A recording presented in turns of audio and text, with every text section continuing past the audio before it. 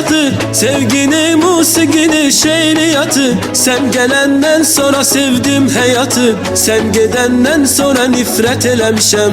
Mən haçan eşqə xəyanət eləmişəm, sənə öz canımı əmanət eləmişəm. Qara saçlarımı ağartmışsan mənim, səndən Allaha şikayət eləmişəm. Gör nələr yazmamışam, nə yazmışam, çox heyif iki dənə cümlə yazmışam. Öz həyatım adı nəğmə yazmışam, sən olan yerini nəqarət eləmişəm.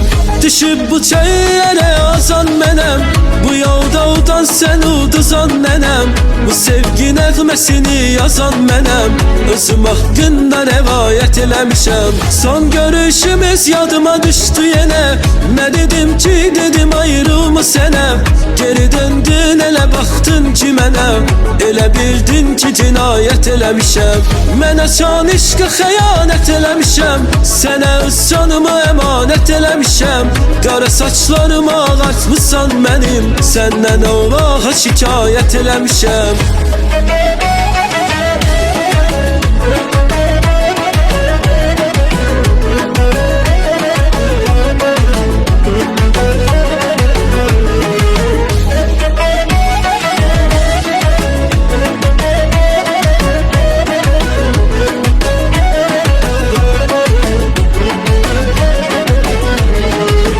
Ne bilirdim axı bu hissiyatı, sevgini, musiqini, şeiriyatı. Sen gelenden sonra sevdim hayatı, sen gedenden sonra nifret eləmişəm.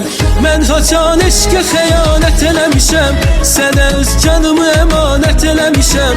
Qara saçlarımı ağartmışsan mənim, səndən Allaha şikayət eləmişəm. Gör nələr yazmamışam, nə yazmışam, çox heyif iki dənə cümlə yazmışam. Öz həyatım adı nəğmə yazmışam, sən olan yerini nəqarət eləmişəm. Düşüb bu çayı yerə azan mənəm, bu yolda udan sən uduzan nənəm. Bu sevgi nəğməsini yazan mənəm, özüm haqqında rəvayət eləmişəm. Son görüşümüz yadıma düşdü yenə, nə dedim ki dedim ayrılma sənə. Geri döndün elə baxdın ki mənə, elə bildin ki cinayət eləmişəm. Mən açan eşqə xəyanət eləmişəm, sənə öz canımı əmanət eləmişəm. Qara saçlarımı ağartmışsan mənim, səndən Allaha şikayət eləmişəm.